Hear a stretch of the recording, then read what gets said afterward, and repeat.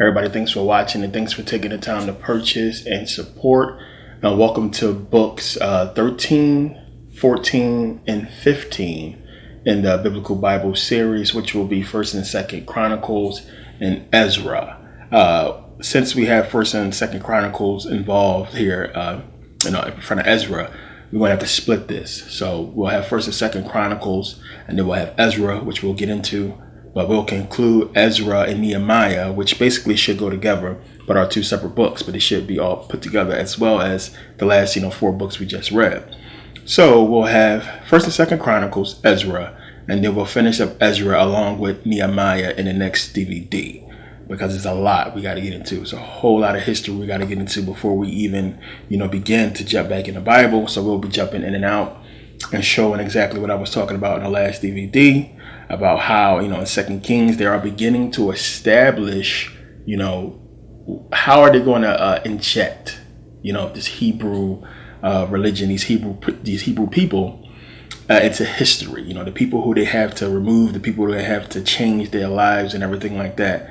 And this is where it begins, because this is the heart of how you're going to be able to prove, who wrote the book and everything about the book.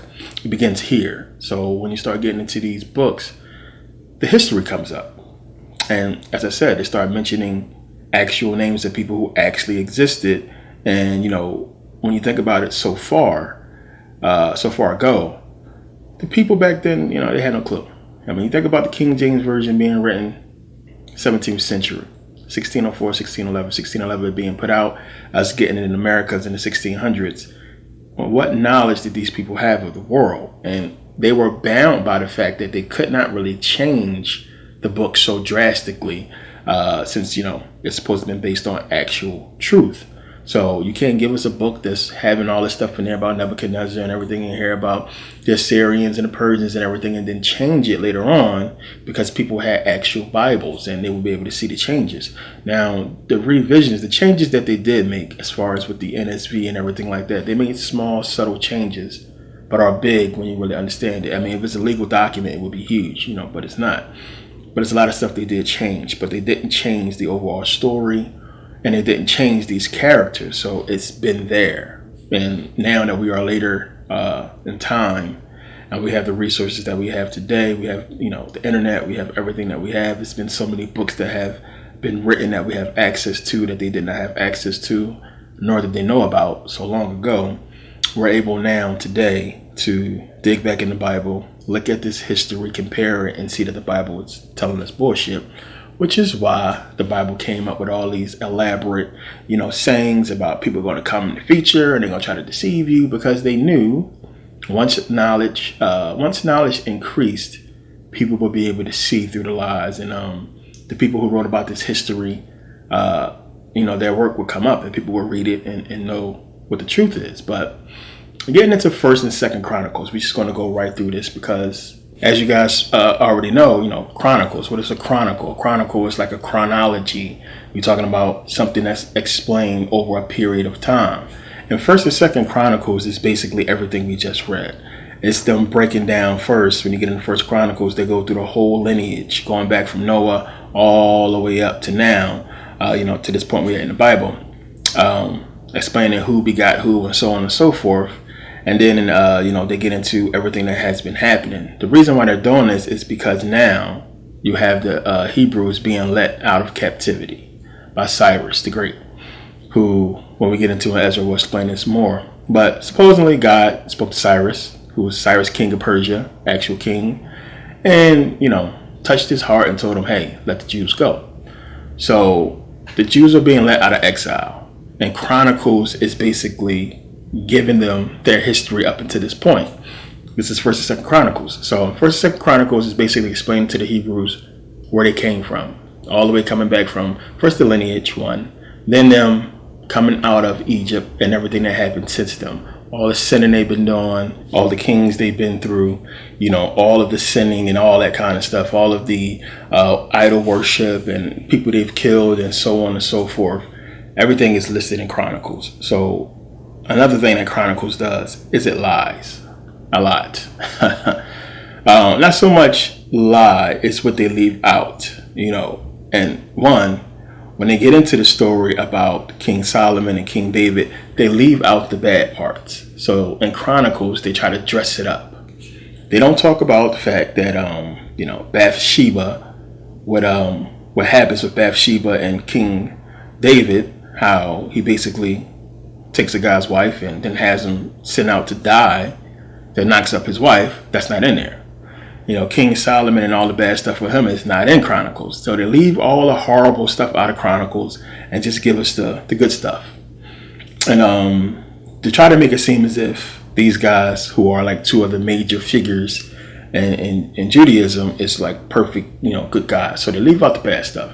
And you can see here, easy to look up a lot of the comparisons of, Chronicles versus 1st and 2nd Samuel, what's said in Chronicles versus what's said in 1st and 2nd Kings, so on and so forth.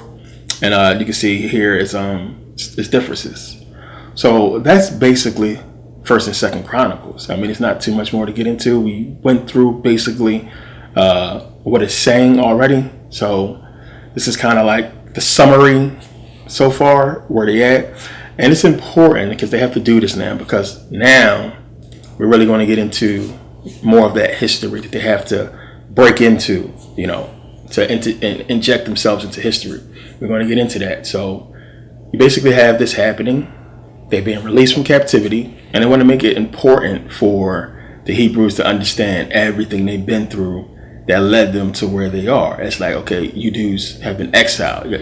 Y'all did so much stuff, and it got so bad. Finally, God was fed up and sent y'all into exile. So the hope is, hopefully, them understanding their history and everything that they've been through, they will finally get their act together and stop sinning and recognize, one, you got God, the creator of, everything, on your side, and y'all his chosen people. How could you mess up in any kind of way? Which is why, it's all bullshit.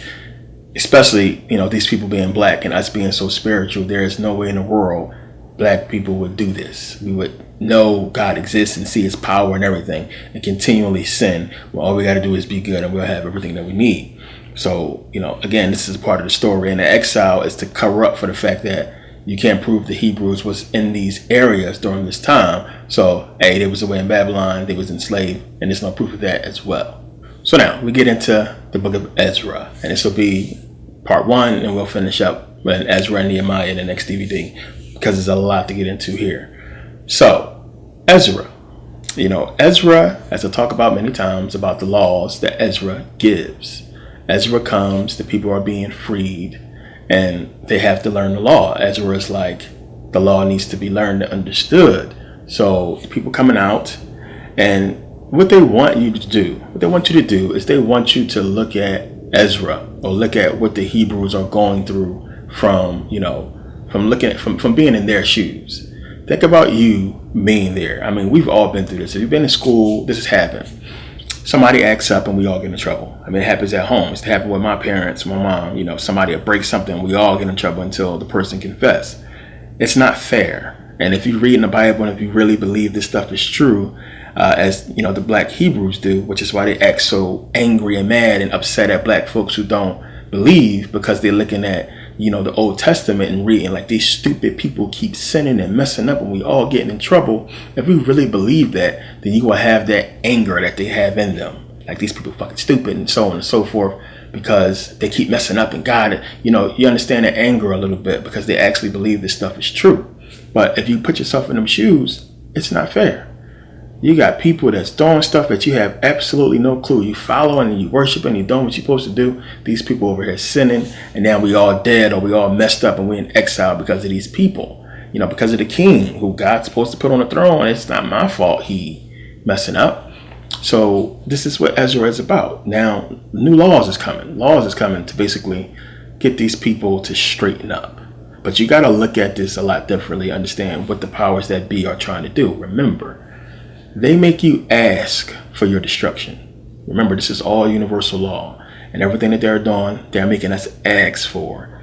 Remember, problem, reaction, solution. That is them. We're going to provide the problem, and then you're going to react to it, and then we're going to give you the solution. and then it's going to be exactly what we want. Now, we can't say the solution outright, because then you're going to look at us like we crazy. So we have to make things happen in order for us to get what we want. So when you look at it in the sense that, okay, now, since these people keep messing up and we all getting in trouble, how about we come up with a new system that's going to punish individuals and not everybody? You get what I'm saying? So then now you're asking for law. This is basically what's happening. And if you look at it from a sense of powers that be, and then the people of the world reading this back then, they agree with it. It's like, yo, I don't want to get in trouble with because of somebody else's stuff. So let's start punishing people on an individual basis instead of punishing us all. And let's make sure these people abide by these laws. Remember, in the Bible, you had, we read before, 1st, 2nd Samuel and other books, that when the Hebrews messed up, who would punish them? God would punish them, but the other Hebrews would as well. They had idols in a tent and everything like that. They burnt them up in the tent and burnt the idols up. This is how it's supposed to be done. You're supposed to police, each other. And that's how it was back in the day. We policed each other. You had a sheriff if we can't figure stuff out. But, that's what the mobs was. You had lynch mobs, and you had mobs, and you had the townspeople and all that stuff. We seen this stuff. Somebody mess up and the law is not there or don't have the capacity to handle these people, then the town folks come out. It says it takes a village to raise a child. That's how it's supposed to go. If we all live in the same village or in the same block, we should raise each other's children. If I see your kid acting up, I'm going to say something to him. I'm going to let you know. And this is how they're trying to put it in the Bible, so that the Hebrews can know that they should be, judging each other. You see somebody sinning, stop them. Do something. Stop letting these people cause us all to be killed. Now, this is a good system, and it'll work as long as everybody is not sinning. So if everybody is sinning, then, everybody's going to be punished. But this is how, stuff was set up. And we look at our own legal structure, and we can see, we are basically under the people who make the laws. And we don't understand our own system. It's like we're supposed to be in charge as the people, but it's not. It's like we are afraid of the cops when we pay the cops. Cops work for us. The system is supposed to work for us, but it seems like we are under them. You know what I'm saying? And that's what happened. So now, like I said before, in Ancient History series, you send out some goons to go mess with a bunch of people in the town.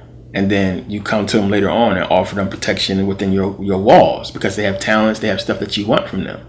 So, you cause the problem because you want, the solution, which is for them to come in your kingdom so you can make money off of them.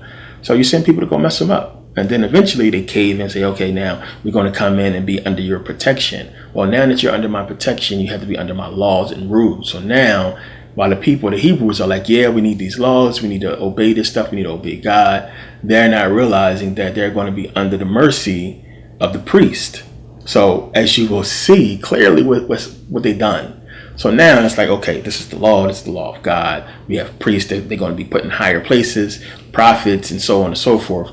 That's going to be, given higher positions because of who they are.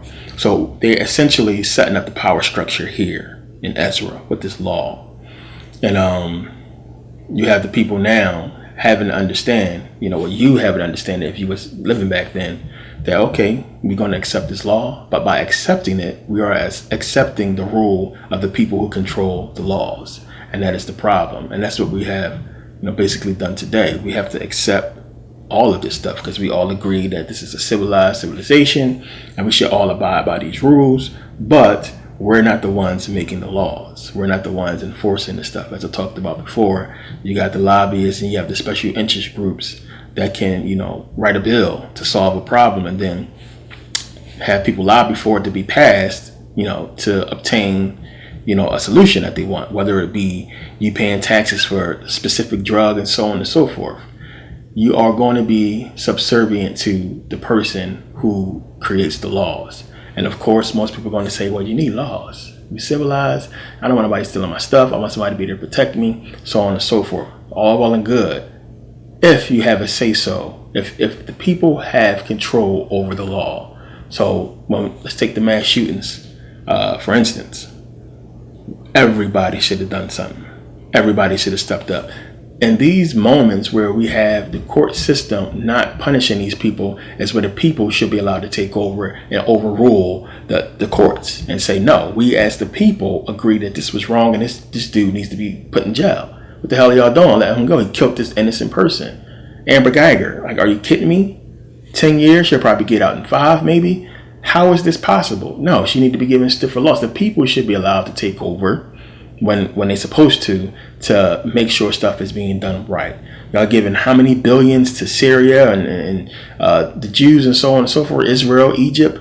It's starving people. I'm tired of seeing these homeless people in Hollywood. I'm tired of seeing these homeless people downtown LA. Give them the money. We should have a say-so. We should be able to jump into the situation as the people and make changes that we see fit that's going to help us as a people instead of allowing the law to take hold of everything. And the reason why it is that way is because we have problems. We have issues.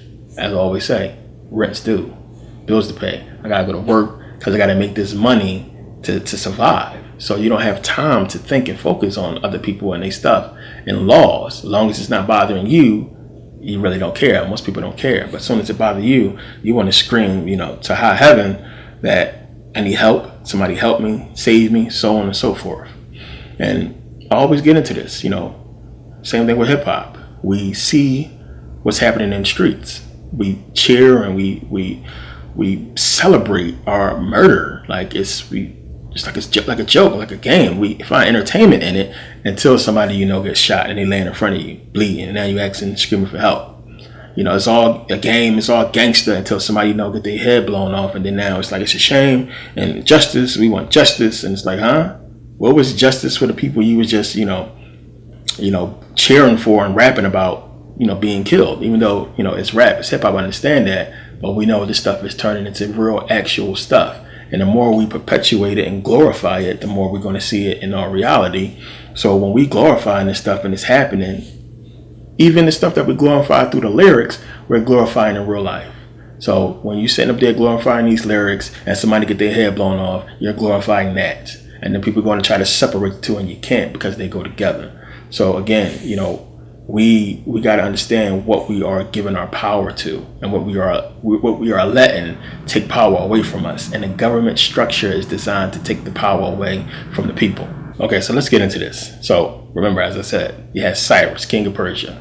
He basically, supposed to have a revelation from God. God told him, let the Jews go, let them out of exile. They come out. Ezra's coming to basically give them the law. Sounds familiar, don't it? It's the same thing that happened with Moses.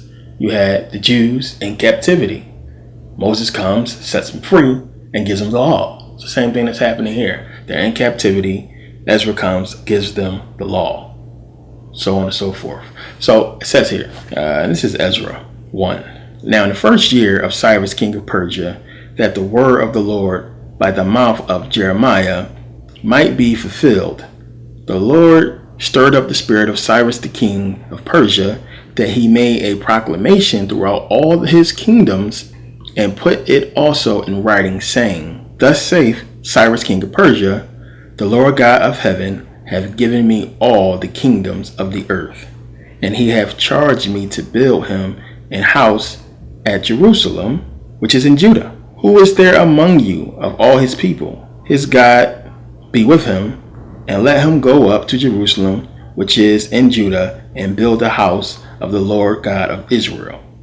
He is the God which is in Jerusalem.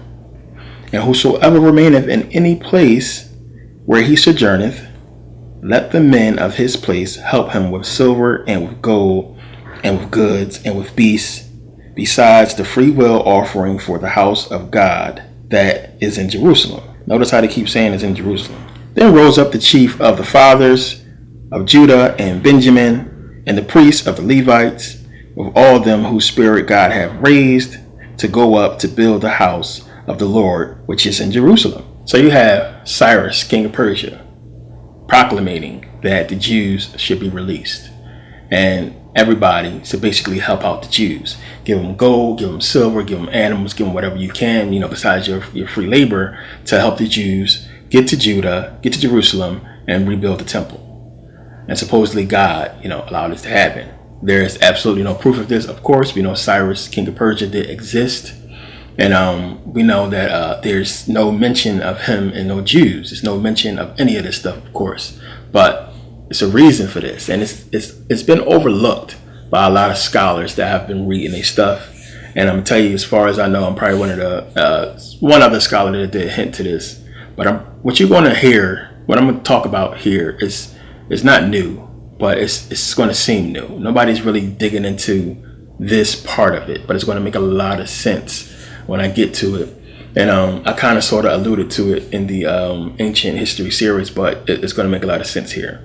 But you have Cyrus supposedly releasing these people, and they're going to Judah to go ahead and build the temple. Now, we're going to get into a lot of history before we come back into Ezra, which is why this is going to be long, because there's a lot you got to understand with them jumping on to Cyrus, king of Persia, and what's really going on around this time. So you got to look at the Persian Empire. First of all, understand Cyrus is known as being a good king. He's a conqueror, but he's known as being a good person, being tolerant of other people's religion. This is something that's Persian. They copy off everything. And not only did he conquer people, he also allowed them to rule the land that they conquered. It was just like, okay, we conquered you. This is how it's going to work now, but you're going to control it, which is the MO we see of, the powers that be today. And he's known for that. He's also known for basically conquering kingdoms and setting up situations that would still allow the kingdoms to flourish. So it's like, I'm going to conquer you guys, and I'm going to make your kingdom better than you ever could have made it. So it's going to be kind of sort of a good thing that I conquered you and turned everything around and made it better. And the people are going to love me for it, because they're going to be eating better. Everything is going to be more better for the people that I've conquered you. You understand what I'm saying? But this is what gives it away. This is what gives it away when you understand the Bible. See, they have to put it as if God made this happen. How else are you going to explain the fact that you have King Persia coming in and conquering, Israel? So mind you, when the Hebrews are coming out of exile and going back to Judah and Jerusalem, Cyrus is still in control of the country. It's not like he gave the country back to the Jews. He's still king. He's still ruling over Israel. So remember that.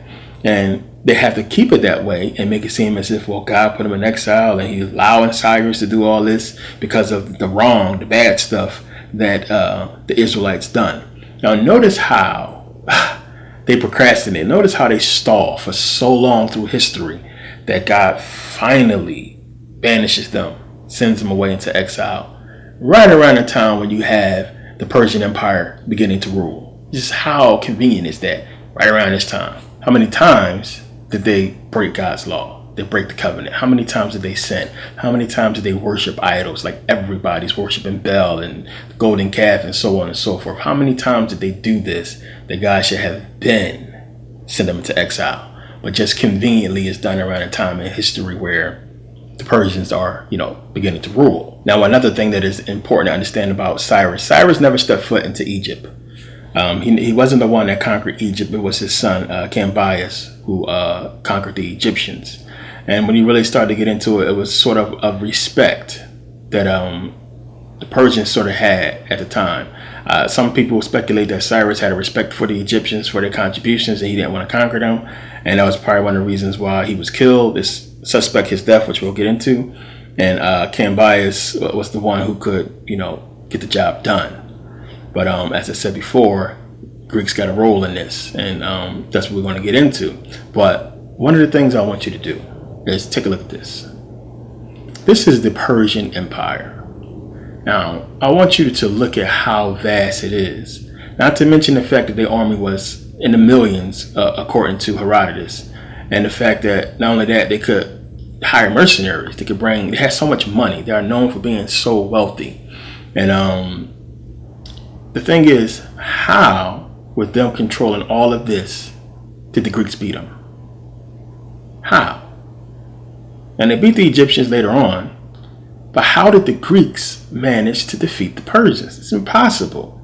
This small little speck here managed to amass an army large enough to beat what's already conquered and established by the Persians, so long ago. with that kind of army? How? And we seen the movies and we hear the stories, and they're trying to make the Greeks as if, they were superheroes almost, and a lot of white folks believe that, something special about them. But it's impossible in real life to see how they could have possibly beaten the Persians. Now, they say that they don't know exactly how Cyrus died. And as I said, a lot of people speculate he was killed for many different reasons. But we know he was almost 70 when he died. Now, there's a lot of different stories. One of the stories is his wife killed him. Another story is, he died of old age or poison or something like that. Then you had a story of Tamaris, who was Queen Tamaris, who was the queen of the Masagda people. And it's supposed to be like, Europeans. So the story goes, Cyrus basically was coming to try to marry the queen, and she didn't want to marry him. So they went to war. And her son was the head of, like a general. And what they realized, the Persians realized that these people did not understand the effects of wine. Of course, when you taste wine, depending on the wine, it's like, this is good, you're going to drink it, and then next thing you know, you're drunk. So what he did was they left the encampment and they left the wine and food out, basically. So when the army came through there, they ate and they got drunk. They drunk not knowing what's going to happen to them when they got drunk. So they was able to come back and capture them. But her son, he didn't want to be taken alive. He didn't want to be taken and held captive. So he supposedly killed himself, which set the king off and enraged her. And she basically sent for him, to be killed. And they went to war and they basically killed him. And they cut him up, cut off his body parts or whatever like that, and brought the head back to the queen, which you can see in the pictures here. They are returning his head to the queen. That's one of the stories. It can't be confirmed, and none of the stories can be confirmed, of course, about what happened to him. But a lot of people speculate that he was assassinated by his own people. So now it's hard to believe that 68, 70-year-old man will be going to war anyway, let alone trying to marry a young queen. But who knows? The story could be true. What have you, but in any case, he died. He was killed somehow. But they tell us that the war between the Greeks and the Persians began because the Greeks basically supported the revolt of the Ionians against the Persians. Remember, you got to look at everything. As I talked about before, we have the Greeks in Egypt. You can clearly see the Persians coming. Everybody saw the Persians coming. It was conquering everything. So once the Persians got to the point of, conquering Babylon and getting closer to Egypt, and then conquering Egypt, and then conquering the Ionians, what was the Greeks waiting for? Of course, you're next. Ionia is right there. Turkey, it's right there. They're coming eventually for Greece. So why would the Greeks not align with the Egyptians or the Ionians or with anybody, the Carians, somebody, to fight against the Persians? Why would they not do that? And how did it get to the point where, when you go to war because somebody supports something, that doesn't make sense, because we're coming to conquer you anyway. So we would expect you to support, the Ionians, because we're coming to conquer you anyway. It makes sense for you to align with them and support with them. The only way you will be outraged of their support as if y'all already had a prior agreement between y'all two, which is the case. So one of the things you got to ask yourself when you look at this, the Persians and the Greeks must have had some kind of agreement. There had to be some kind of an agreement. There had to be some kind of treaty. And in fact, there was at least 4 of them between the Greeks and the Persians. Now, a lot of people who study history understand how serious this is. Most people who are conscious, a lot of people are conscious on the religious side and spirituality side, but not so much history. This is big. It's important. Now, Egypt was conquered, but we have to establish, because getting into this line of research right here is going to reveal exactly how they operated, exactly how they were able to get to where they are today. And believe it or not, the conquering of the Egyptian Empire began with the Persians and them having the knowledge, or being allowed to get to Kemet and conquer it. And only the Greeks could have done that. And it was the Greeks. So they had these agreements going on. And it says here, the treaties between Persia and Athens. According to the ancient tradition represented by Diodorus and Demosthenes, there were two treaties between Persia and Athens. The famous peace of Callias, which Callias was like a general, and the equally famous peace of Antiocides. The genuineness and the historicity of the peace of Callias has been questioned by Theopompus because its added copy was written in Ionic script, which came into official use not before the end of the 5th century, and by the moderns because Thucydides does not specifically refer to it. The date assigned to this treaty is the time immediately following the death of Cimon, but its absolute date and its connection with the so-called Congress Decree of Pericles will have to be argued separately. The historicity of the peace is further attested by Diodorus, who emphasizes the fact that the Athenians, in signing the treaty with Artaxerxes, who is in his Bible, were breaking the oath of everlasting enmity against the barbarians, which they had sworn on the battlefield of Plataea. Now, real quick, the barbarians. Now, anybody that's outside of, the Greeks or the Romans was considered barbarian. So if you were just somebody coming from the outside, they called you barbarians. Now, barbarians, we see big, strong white dudes, but that's what they call barbarians. The validity, however, is made doubtful by the fact that the chief negotiator, Callias, was accused of bribery, condemned, almost executed, and fined 50 talents.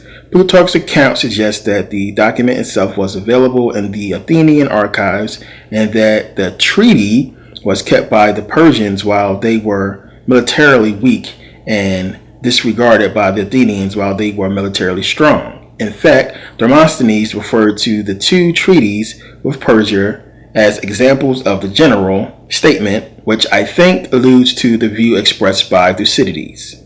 It is, however, not with these two famous treaties that I am concerned at the moment, but with two others which have not fared so well in our literary tradition, ancient and modern.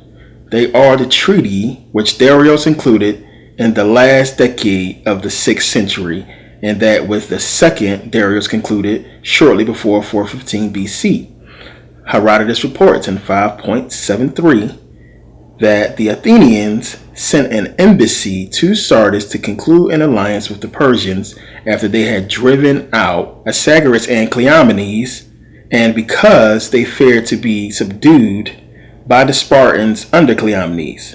This passage, as well as that other about the famous shield signal, has given rise to a protracted debate about the existence in Athens of a pro-Persian party.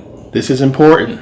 This is important because it takes away, because as I said before, the Greeks are trying to make it as if, well, the Persians came in and conquered, now we can do about it. We had to stop the Persians before they conquered us. We could help the Egyptians. We sent the fleet to go help them out. They sank our fleet. What are we supposed to do? Nobody's really talking about these treaties. Have you heard about them before? How many people know they had an agreement, during this time? So it makes sense when you understand, and we're going to get deeper into this, that they had to have had an agreement.